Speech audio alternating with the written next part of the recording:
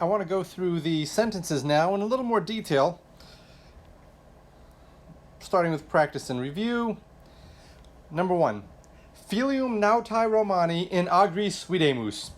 So we've read it out loud in Latin. Let's find the verb. It is videmus.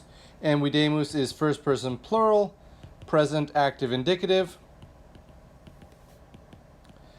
And the subject is we. Do we have anything that can stand in for we? In other words, do we have anything in the nominative case? The answer is no.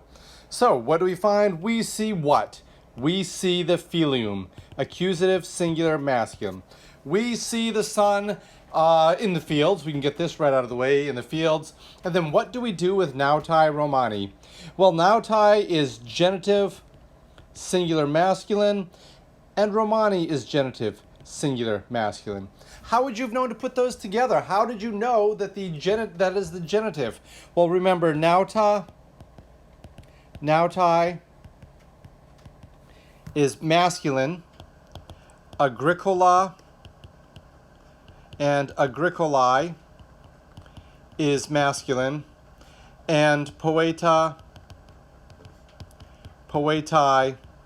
is masculine, despite the fact that they are first declension nouns and they look like most of the feminine. Remember, only a handful of nouns of the first declension, and only these 3 in this book are masculine nouns of the first declension. So it seems awful that we have to spend a whole bunch of time and memorizing for these only 3 words that are different. But nevertheless, we've looked at this. We've said the son of the Roman sailor in the fields we see. That's the Latin word order, which is handy, but to put it into good English, we see the son of the Roman sailor in the fields. Number 2, pueri puellas hodie vocant. The verb is vocant. Who sees? In other words, this is third person with this nt ending. We know it's third person plural, and it's present active indicative. Who sees? The boys. The boys, not sees, I said sees, I meant call. The boys call what? The girls. So this is nominative, plural, masculine. The nominative case, the subject, girls, accusative, plural, feminine. This is an adverb that equals today. So boys call the girls today. Or the boys are calling, or the boys do call the girls today. Number 3, sapientiam amicarum tuarum Ophelia mea semper laudat. Let's find the verb, often at the end, laudat, and it is third person, singular, present, active, indicative. It is the indicative, it is not the imperative, despite the fact that he is talking to, oh, my daughter, he is addressing her daughter, his daughter, or her daughter. The speaker is not saying, hey, you do this. It is not the imperative. It is the indicative. The indicative. And so he is describing what someone else is doing. Oh, my daughter, he or she always praises. Praises what? Find something in the accusative case. Praises the wisdom of this ending here and the adjective that goes with it. Tuarum modifies amicarum, is genitive, plural, feminine. She always praises, oh my daughter, the wisdom of your friends. I don't know what's happening here, but I don't know the circumstances, but she always praises the wisdom of your friends, oh my daughter. 4, multiviri et feminae philosophiam antiquam conservant. We've read it all the way through. Let's find the verb, conservant. It is the third person plural, present active indicative. They preserve, and so they preserve, they maintain. The they portion of that translation is just a placeholder. It is a pronoun. Do we have a noun that can stand in, that can take the place of the pronoun? Yes, men and women. Men and women, what kind of men and women? Multi men and women. Many men and women maintain or preserve what? Philosophiam, this is your accusative, singular, feminine. And what kind of philosophy? The ancient philosophy. Notice the antiquam is also accusative, singular, feminine. Let me take this time to mention that oftentimes in Latin word order, although I've said it many, many times that word order doesn't matter, that the that the subject is often first and the verb is often last. So if you get stuck, a good cheat, a reasonable one, not just, I'm not saying it's cheating, I'm just saying a reasonable way to find your subject verb if you're stuck is go to first last. Many maintain or preserve. And that should get you going in your translation. So many men and women maintain or preserve the ancient philosophy, or ancient philosophy. Number 5, si ira wallet o mi fili saipe eramus et poinas damus. Here in this sentence you have two verbs. We err and we pay, or we give. This is an idiom. What do we give? We give the penalty equals pay the price. So both of these verbs are first person plural, present, active, indicative. This is one part of the sentence. If anger is strong, nominative singular feminine, third person singular, present, active, indicative. If anger is strong, oh my sons, often we err, we make and we pay the price. Number 6, fortuna viros magnos amat. Go to your first last. Fortune loves. Third person singular, present, active, indicative. Nominative, singular, feminine. So, fortune loves. What does fortune love? In other words, what in this sentence is the accusative case that indicates it's the direct object? Accusative, plural, masculine, and magnos modifies it. So, fortune loves great men. Number 7, agricola filiabus pecuniam dat. The verb is this, or we can go first last. A farmer gives. What does he give? This is nominative singular masculine. Third person singular, present indicative active. A farmer gives what? Money. Accusative, singular feminine. And with verbs of giving, showing, or telling,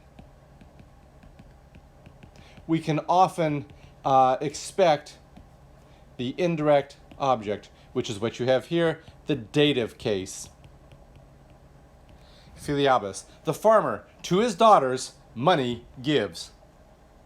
I am not suggesting we translate it that way. I am just telling you the Latin word order. And isn't it weird? Isn't it amazing that Latin, agricolum pecuniam, there you go. To the Romans, that was perfectly fine. The farmer, money. Great. The farmer does something to money. And that's fine. They can wait until the end to find the verb. Or in this case, I said money, but or filiabus. Agricola filiabus. Father to his daughters. Okay, great. Pecuniam. Oh, there's some money exchange going on. And they're not surprised when they get to the verb dot. The Romans were happy waiting until the end of the sentence for the verb, whereas we in English, we want that verb right away, don't we? Hey, who did what? That's what we want to know. Romans, we'll figure it out at the end. Let's just see what's going on. Let's see what's involved before we get to the end. So there you go. The father gives money to his daughters. Without a few friends, life is not strong. So what is the subject? Life. What's the verb? Is strong. And that's going to be translated with one word. Without a few friends, that's going to be a prepositional phrase. Where do you want to start? Let's start with the subject. Well, let's just continue analyzing first of all. Without is going to be sine. Sine, if you look it up, it's going to take the ablative. It's an ablative case. Without friends, ablative, plural. Let's say plural, masculine. And few is going to modify that. A doesn't exist. Life is, we've identified this as a subject. We've underlined it once. Nominative singular feminine. Is strong. Third person singular. Present. Active. Indicative of the verb waleo. Walere. Wallowy. Wallatum. And not is just known. So now that we've analyzed everything fully, we can get in the translation. Sine, without, few friends, paucis amicis, life, vita, known wallet. Now, I encourage you that when you work, write down your conjugations. Friends, amicus, amici, amico, amicum, amico, amici, amicorum, amicis, amicos, amicis. And if you need to, write down what they are. Nominative, that's your subject. Genitive is the apostrophe s or of. Dative, which is your indirect object. OS, accusative, which is your direct object. IS, which is your ablative, which is usually right now with a preposition. Write these down if it will be helpful, or better yet, keep them on flashcards so that you can quickly get to, for example, if you look, you need, oh, I need the ablative plural masculine ending, I can just pull it up right here. Number 9, today you have much fame in your country. So let's just start off today. No, let's find the verb. Have. Who has? You. You have what? Fame. In your country is a prepositional phrase. So we've just kind of given a very quick thumbnail sketch of this sentence. Let's go a little more in depth. Today is the adverb. You have, that's all just going to be one word. So we'll just make a little loop there to show that's connected. Second person singular, present, indicative, active. And what word are we going to use? If we know it, we can add it here. Habeo, habere, habui, habitum. It's nice to write these things out so you have them. Write all 4 principal parts. You have fame, and much is going to modify fame. Fame is accusative, singular feminine. In your country, well, in is in. Your country is one word. Patria is one word, and in takes the ablative. Ablative, singular feminine. Of patria, patriae, feminine. Your country, what am I saying? How do I know that patria is your country? It's like being, it's the same thing as patriotic. Can you be patriotic about someone else's country? No. You're patriotic about your own country. And so your country, your own country in Latin, patria contains the idea of your, so you don't need to repeat your. Having said that, I certainly won't mark it wrong if you do, but that's fine. Hodie, today, hodie. You have, habes. Much fame, multum famam, in your country, in patria. Perfectly fine translation. I would be tempted to put it around, make it more Latin. Okay, first and foremost, let me be clear. This is fine. This is fine. Let's make it a little more Latinized. Famam. Maybe we want to start out with famam. So yeah, famam. Famam multam. In patria. Hodie habes. That's a very Latin sentence. First, for the purposes of this class, I'm quite happy with sentence number 1. Perfectly fine. But if you want to mix it around a bit, yeah, famam multam, or maybe we'll do multam famam. Start out with multam famam in patria. Hodie habes. That sounds good. Number 10, we see great fortune in your daughter's lives, my friend. We see, that's my subject verb. It's going to be one word. Fortune. What kind of fortune? Great fortune. In your lives, and this little apostrophe s here, or s apostrophe, indicates the genitive plural feminine. My friend. That's just me, amique. You know what? Haven't talked about the vocative case. It's not used very often, so I'm actually really just going to pass over it for right now. We see first person, plural, present, indicative, active of video, videre, vidi, visum. And so we see is going to be videmus. We see what? We see fortune, accusative, singular, feminine, fortunam. And what kind of fortune? Great fortune, magnam. In your daughters' lives, in vita, oh, I didn't indicate that, lives, let me correct this, it's not singular, it's plural. See, look at what I did. I didn't fully analyze this, ablative, plural, feminine. And as a result, I made a careless mistake. In vitis, and of your daughters is going to be filiarum. And again, I'd be tempted to put this videmus at the end. Fortunam magnam in vitis filiarum videmus. Number 11. He always gives my daughters and sons roses. So, what's happening in the sentence? Gives. Who gives? He. And that's going to be one word, and this is the adverb, which is semper. He always gives daughters... this is incorrect. He always gives. What does he give? Does he give daughters, or does he give roses? He gives roses to the daughters. This is going to be the indirect object, and sons, indirect objects. Isn't it weird how in English, he gives roses to my sons and daughters. If we put the indirect object after the direct object in English, we can use to. But if we put the indirect object before the direct object, we have to say, we can just use it by itself. In other words, he always gives my daughters and sons roses. We can also say, he always gives roses to my sons and daughters. Versus gives my sons and daughters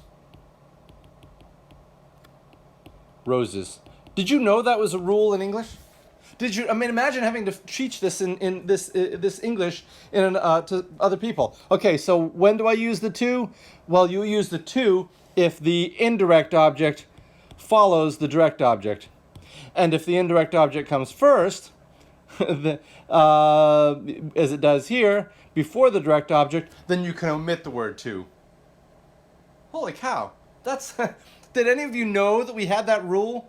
Were you aware of this rule? No, perhaps, or maybe you did. I don't know, but we all follow this rule, and I just imagine the difficulty in teaching that. Anyway, this is going to be dative, plural, feminine, dative, plural, masculine, accusative, plural, feminine, third person singular, present active indicative of habeo, habere, habui, habitum. So, semper, or maybe we want to start out with roses. Rosas. To daughters, filiabus. It's a weird ending, you just have to memorize that. Et filiis. Roses to my daughters and sons, semper dot. That's a good Latin word order. Again, if you wanted to go, he gives dot, always, semper. To my daughters, filiabus, et filiis, rosas. If you wanted to put it in this order for the sake of translation, obviously, that's quite fine. I am just providing you a little option to make it a little more Latinized. In other words, if you were to say this sentence here in Rome, they might not blink twice, but if you were to say this one in Rome, they would think, oh, you're not from around here, are you? They would know what you meant, because it doesn't matter, but it just sounds a little better to the Roman ear the first way.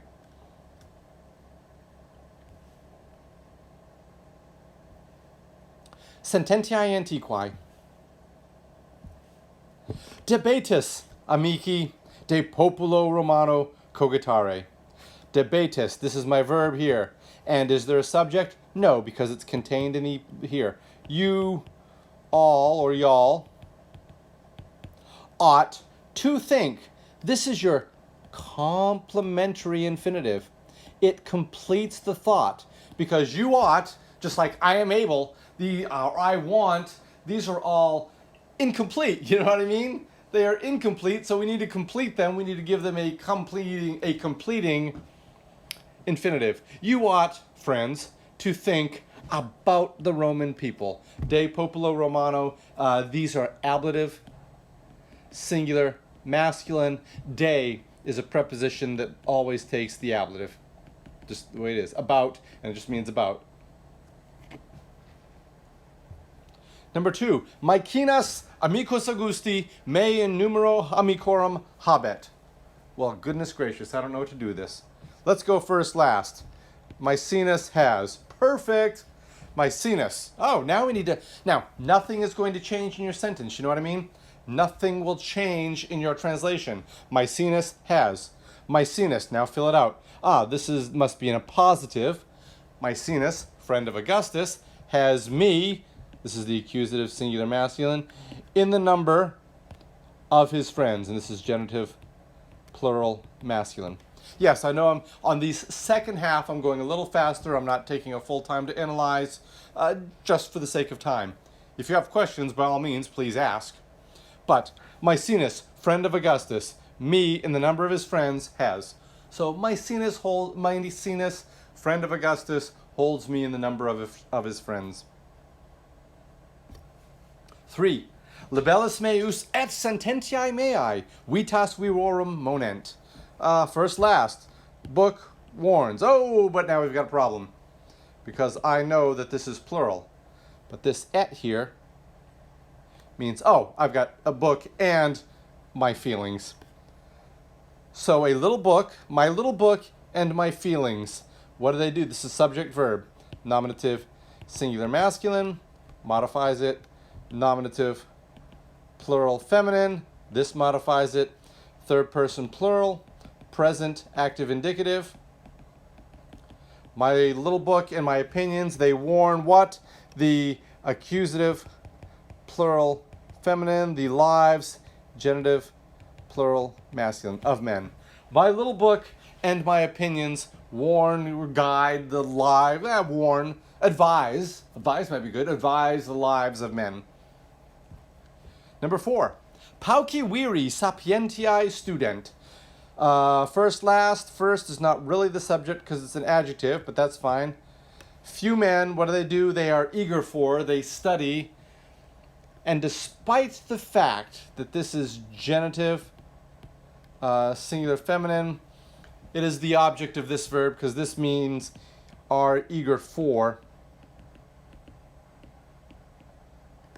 Equals study, are eager for, are for wisdom.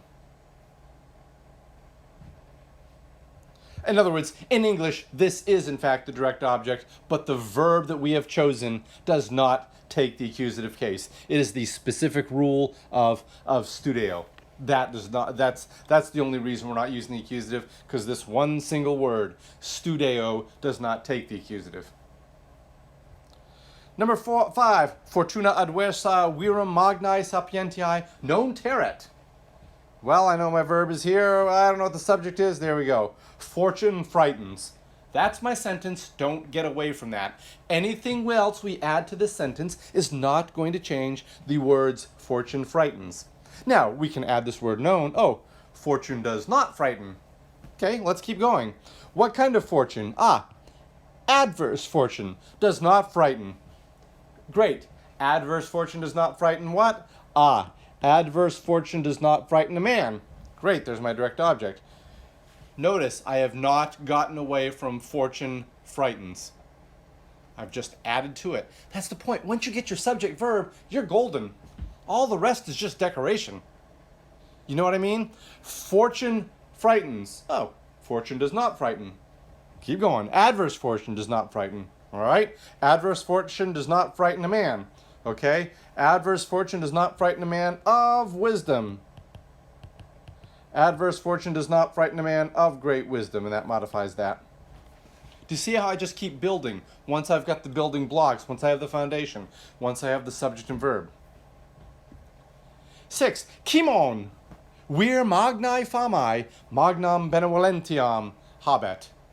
And that benevolentiam is just fun to say, isn't it? So, again, habet is the verb. It's at the end. What's the subject? Simon. We would call him Simon in English. Simon has. Now just keep adding it on to it. Simon, a man of great fame, okay, has what? Has kindness. That's my accusative singular feminine. Simon has kindness. Simon, a man of great reputation. That would be nice. Simon, a man of great reputation, has great kindness. 7. Semper avarus eget. Well, I don't know. Eget. Semper is the adverb. This has to be the subject. Well, what is avarus? I mean, we know it's the subject because it is nominative, singular, masculine. But it's only an adjective. Where's my noun? Guess what? This is the substantive use of the adjective. The substantive use of the adjective means you don't have to have a noun. The adjective has substance. And we know that in this case it's the greedy man because it's in the masculine, it has a masculine ending. If we wanted to talk about a greedy woman, we would put a feminine ending on there. So in this case, it's a greedy man. We have to add the man in English. In Latin, it's optional. Always a greedy man is always needy, is always wanting. I need that. I want that. That's a greedy man. Nulla copia pecuniae avarum virum satiat. First, last. Well, first is an adjective. Last. Supply satisfies. Now notice in this sentence, a supply, not just a supply, I'm building on this. No supply satisfies. No supply of money satisfies. No supply of money satisfies a man. Whoops. A man. Great. No supply of money satisfies a greedy man. And there's your sentence. Notice here we did not use the word for man, and here you did, because you can if you like. This is more common. And as if to prove a point, number 7, substantive adjective.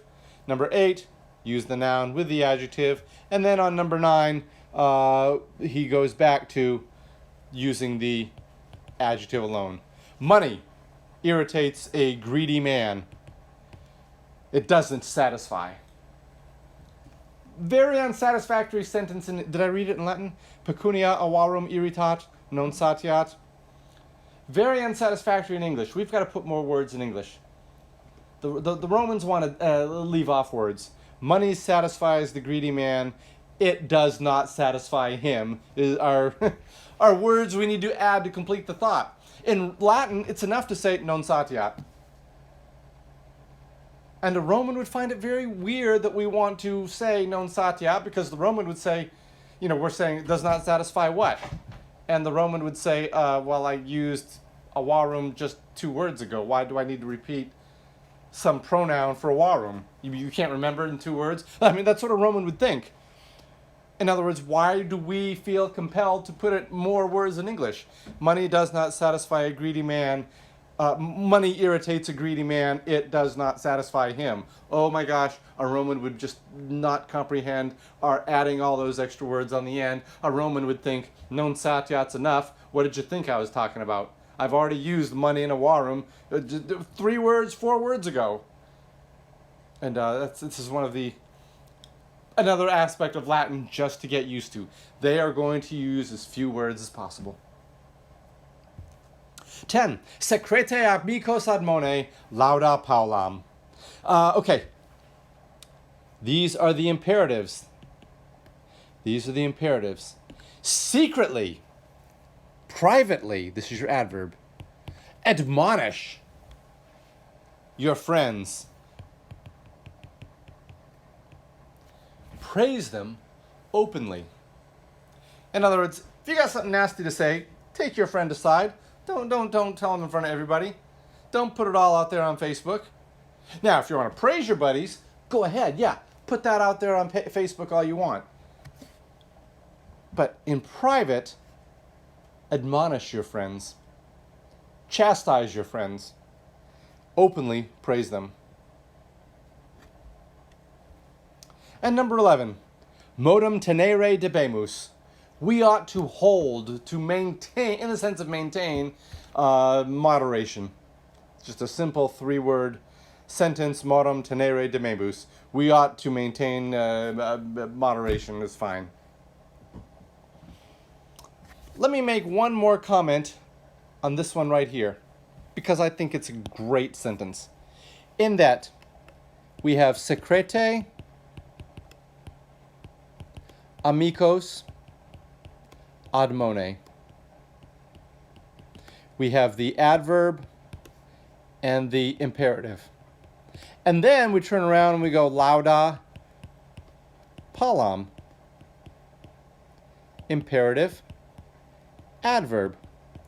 In other words, we have it's sort of the adverb, A, B, B, A. See that pattern? In the first half, we have the adverb first and then the imperative. And in the second half, we have the imperative and then the adverb. Just for a little variety. Well, that little variety is called a chiasmus, because if we have the adverb going with the adverb and the imperative going with the imperative, this is the nice Greek letter X, chi, and that's why this construction, the ABBA, is called chiasmus. This is the same chi as in the chi rho symbol, the first letters of Christ's name. It's the same chi that we use in Christmas. The chiasmus, that ABBA, and it's very nice to say secretly, admonish your friends, praise them openly. And I just like that construction, and I wanted to take this opportunity to pass it out, to point it out. Well, that's it. If you have any questions, by all means, let me know.